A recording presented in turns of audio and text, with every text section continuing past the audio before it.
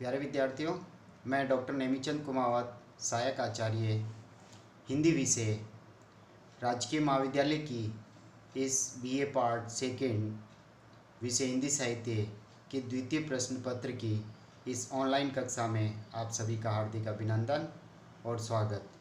प्यारे विद्यार्थियों, आपका जो इस द्वितीय प्रश्न पत्र का जो पाठ्यक्रम है महर्षि दयानंद सरस्वती विश्वविद्यालय अजमेर द्वारा जारी, उस पाठ्यक्रम में दो पाठ्य पुस्तकें आपके लगाई गई है, जिसमें एक तो आपके उपन्यास हैं जो मेहंदी को रंग मर्दुला सिन्हा जी के द्वारा लिखा हुआ, और दूसरी पुस्तक आपके कथा साहित्य यानी एक कहानी संग्रह है जिसमें 9 कहानियाँ संकलित की गई है। इन दोनों पाठ्य पुस्तकों पर आधारित आपके प्रश्न बनेंगे और 100 अंकों का ये प्रश्न होगा। और इस कहानी संकलन से 2 व्याख्याएं और एक उपन्यास से 1 व्याख्या आएगी। आपके 30 अंकों की तो 3 व्याख्याएं हो गई, और कहानी संग्रह से 2 प्रश्न होंगे आलोचनात्मक, और एक उपन्यास से 1 आलोचनात्मक प्रश्न होगा। तो 15 इंटू 3 यानी 15-15 अंकों के ये 3 प्रश्न होंगे, 45 अंकों के ये 3 आलोचनात्मक प्रश्न और 30 अंक की व्याख्या। और इसके अलावा 25 अंकों का जो पाठ्यक्रम है वो हिंदी उपन्यास के उद्भव और विकास और उसके तत्व और प्रकारों से संबंधित होगा, और कहानी का उद्भव और विकास कहानी के प्रमुख तत्वों पर आधारित होगा। ये 25 अंकों का जो ये पाठ्यक्रम है उसमें एक 13 अंकों का जो प्रश्न होगा वो हिंदी उपन्यास और कहानी के उद्भव विकास और उसके तत्वों से संबंधित होगा, और 12 अंकों का जो एक प्रश्न होगा वो होगा आपके प्रमुख कथाकारों का परिचय यानी उपन्यासकारों का और कहानीकारों का एक परिचयात्मक अध्ययन। जैसे मुंशी प्रेमचंद जी को उपन्यास सम्राट कहा जाता है तो उनके उपन्यासों का परिचय दीजिए। इसी तरह से मुंशी प्रेमचंद जी एक प्रसिद्ध कहानीकार हैं, या जयशंकर प्रसाद जी कहानीकार हैं, या इसके ऊपर कैसे भी पूछ सकते हैं कि प्रेमचंद युगीन कहानीकारों पर टिप्पणी लिखिए या प्रेमचंदोत्तर उपन्यासकारों पर टिप्पणी लिखिए। तो ये जो प्रमुख कहानी और हिंदी कहानी और हिंदी उपन्यास का जो उद्भव और विकास, इनसे संबंधित 25 अंकों का ये जो पाठ्यक्रम है ये 2 प्रश्नों पर आधारित रहेगा। तो पिछली ऑनलाइन कक्षाओं में हमने जो अध्ययन किया था, आपका जो पाठ्यक्रम जुलाई माह में जो लगाया गया है, उस पाठ्यक्रम में हमने हिंदी उपन्यास का उद्भव और विकास विस्तार से 2-3 ऑनलाइन कक्षाओं में पढ़ा। उपन्यास के तत्वों को भी हमने एक ऑनलाइन कक्षा में पढ़ा है। इसी तरह से कहानी के प्रमुख तत्वों को भी हमने एक ऑनलाइन कक्षा में पढ़ा, और आज हम शुरू करने जा रहे हैं हिंदी कहानी का उद्भव और विकास, और ये लगभग 20-22 पृष्ठों का ये उत्तर है, और आपके मात्र आएगा 5 अंकों का एक प्रश्न हिंदी कहानी के उद्भव और विकास पर। तो आप इसकी समरी बना लीजिए, आपके पढ़ने के लिए काफ़ी मैटर ये आपको मैं यहाँ दे रहा हूँ, और आप इसको समरी बना लीजिए। जितना आपको याद रह पाता है उतना आप उसको तैयार कर लीजिए। तो इस ऑनलाइन कक्षा में पुनः आप सभी का हार्दिक अभिनंदन और स्वागत। हम शुरू करते हैं कहानी की परिभाषा से। यद्यपि कहानी साहित्य की सबसे लोकप्रिय एवं प्राचीन विधा है, तथापि इसकी परिभाषा के संबंध में विद्वान एकमत नहीं है। कुछ इसे प्राचीन साहित्य कथा प्राचीन भारतीय कथा साहित्य से उत्पन्न मानते हैं, तो कुछ विद्वान इसे पाश्चात्य साहित्य की देन मानते हैं। कहानी की विषय वस्तु, रचना, शैली, स्वरूप और तत्वों को दृष्टिगत रखते हुए भारतीय और पाश्चात्य विद्वानों ने कहानी को परिभाषित करने का प्रयास किया है, जो इस प्रकार से हैं। देखिए, पाश्चात्य मतों के अनुसार जो कहानी की परिभाषा है, देखिए G.H. वेल्स के अनुसार कोई भी मधुर कथात्मक रचना जो सरलता से 20 मिनट में पढ़ी जा सके कहानी कही जाती है। ये बहुत ही प्रसिद्ध परिभाषा है, इसको आप याद कर लीजिए। दूसरी परिभाषा देखिए एलरी ने लिखी है, लघु कहानी एक गुड़ दौड़ के समान होती है। दौड़ के समान कहानी में भी आरंभ और अंत अत्यंत महत्वपूर्ण होता है। इसके बाद तीसरी जो परिभाषा पाश्चात्य विद्वान ने दी है वो देखिए कि एडलर एलन पो ने यह परिभाषा दी है, लघु कथा एक ऐसा आख्यान है जो इतना छोटा होता है कि एक ही बैठक में पूरा पढ़ा जा सके तथा पाठक पर एक प्रभाव को ही उत्पन्न करने के लिए रचा गया हो। इन तीनों परिभाषाओं में से कोई सी भी एक परिभाषा आप याद रख लें। 1 नंबर वाली परिभाषा सबसे, वेल्स जी की दी हुई परिभाषा सबसे आसान और सरल रहेगी आपके याद करने के लिए। अब हम चलते हैं भारतीय मतों की ओर। भारतीय मतों में देखिए पहली परिभाषा जयशंकर प्रसाद जी ने दी है, और बड़ी इम्पोर्टेंट परिभाषा है ये भी। जयशंकर प्रसाद जी ने लिखा है कि सौंदर्य की एक झलक का चित्रण करना और उसके द्वारा इसकी सृष्टि करना ही कहानी का लक्ष्य होता है। दूसरी परिभाषा मुंशी प्रेमचंद जी की है, आप चाहें तो इसको याद कर ले अच्छी तरह से। यानी भारतीय मतों के अनुसार एक कहानी की परिभाषा याद कर लें आप, और दूसरी पाश्चात्य मतों के अनुसार भी एक परिभाषा याद कर लें। 2 परिभाषाएं देना आपका पर्याप्त होगा। सबसे उत्तम कहानी वह होती है जो किसी मनोवैज्ञानिक सत्य पर आधारित हो। ये परिभाषा प्रेमचंद जी ने दी है, इसको भी प्यारे विद्यार्थियों आप याद कर लें। तीसरी परिभाषा की ओर हम बढ़ते हैं। जैनेन्द्र कुमार जी ने परिभाषा दी है, कहानी तो एक भूख है जो निरंतर समाधान पाने की कोशिश करती है। हमारे अपने सवाल होते हैं, शंकाएं होती है, चिंताएं होती है, और सभी उनका उत्तर समाधान खोजने का, पाने का सतत प्रयत्न करते रहते हैं। कहानी उस खोज के प्रयत्न का एक उदाहरण है। ये जैनेन्द्र जी की परिभाषा है। और एक चौथी परिभाषा और देखिए, गल्प एक ऐसी रचना है, ये मुंशी प्रेमचंद जी ने एक और परिभाषा दी है। गल्प यानी कहानी, कथा एक ऐसी रचना है जिसमें जीवन की किसी एक अंग या किसी मनोभाव को प्रदर्शित करना ही लेखक का उद्देश्य रहता है। उसके चरित्र, उसकी शैली, उसका कथा विन्यास उसी एक भाव को पुष्ट करते हैं। अतः कहानी अपने लघु कलेवर में जीवन के विविध प्रश्नों को समाविष्ट करते हुए उनका समाधान खोजने का प्रयास करती है। तो आप इन दोनों में से एक एक परिभाषाएं आप याद कर लें अच्छी तरह से। अब हम आगे बढ़ते हैं कहानी की परिभाषाओं के बाद।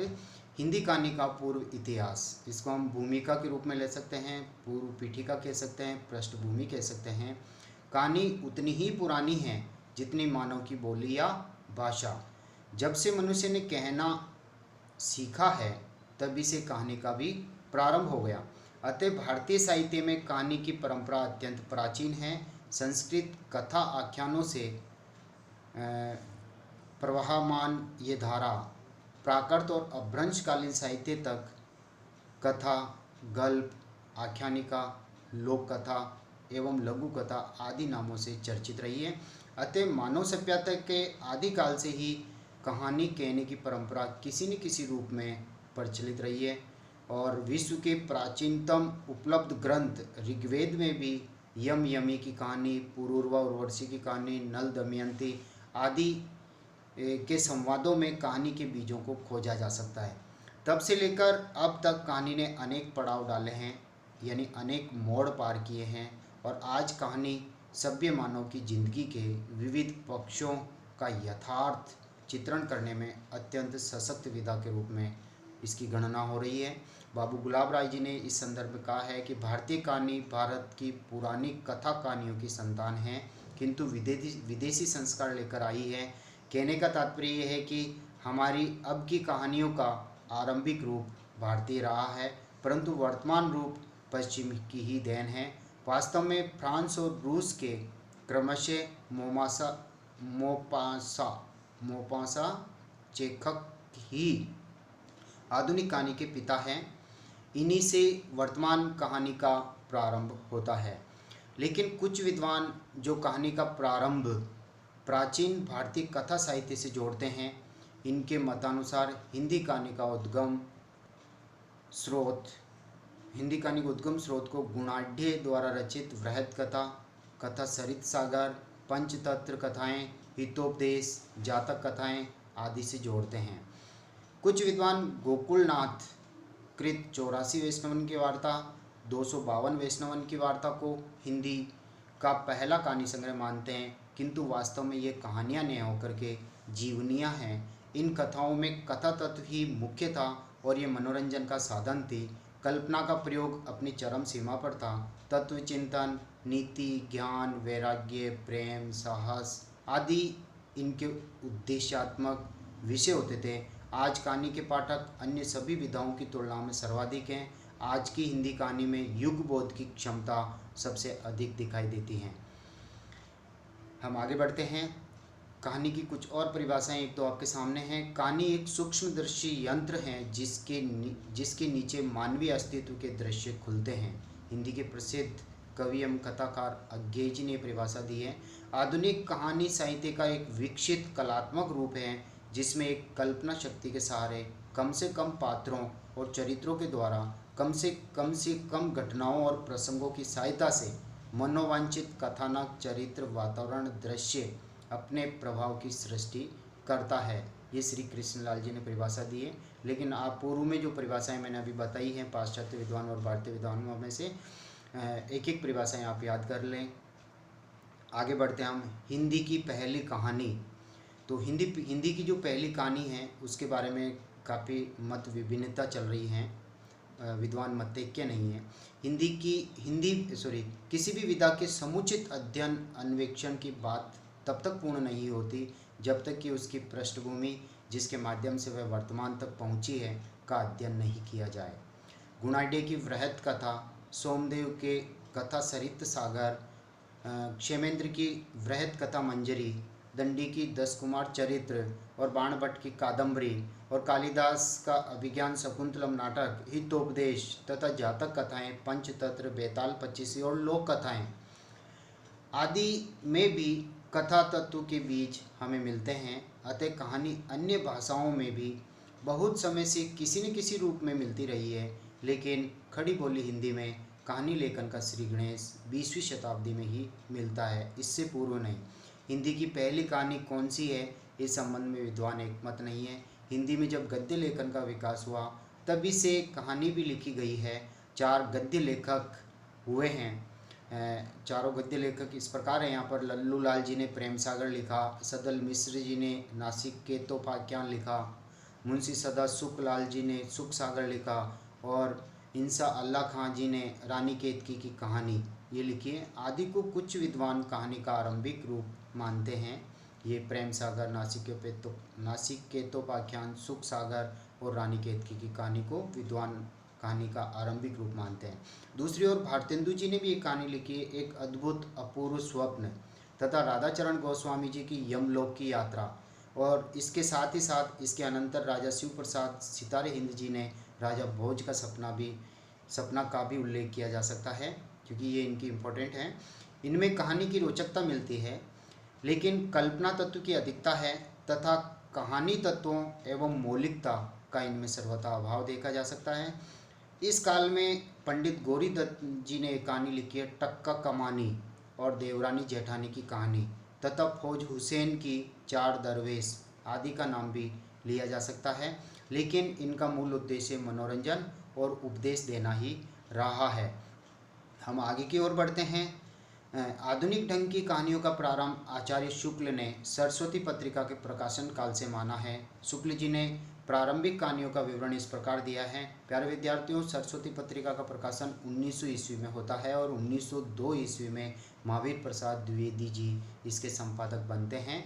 और इस पत्रिका में जिन जिन कहानियों का प्रकाशन हुआ था उन्हीं में से विद्वान हिंदी की प्रथम कहानी मानते हैं। तो सही तरीके से हिंदी की पहली कहानियाँ जो है वो इनमें से हैं।